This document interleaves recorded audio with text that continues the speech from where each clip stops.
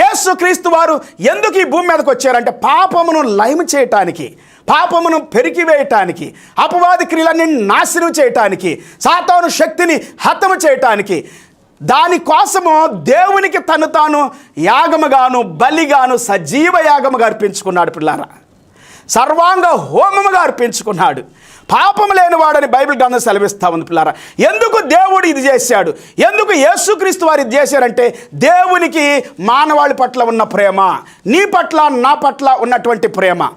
దేవుడు ప్రేమ స్వరూపి అని దేవుని వాక్యం సెలవిస్తూ ఉంది. పిల్లారా, 1 యోహాను పత్రిక 4:16 19 మనం చదువుకున్నట్లయితే ఆ వాక్య భాగం సెలవిస్తుంది, దేవుడు ప్రేమ స్వరూపి అయి ఉన్నాడు.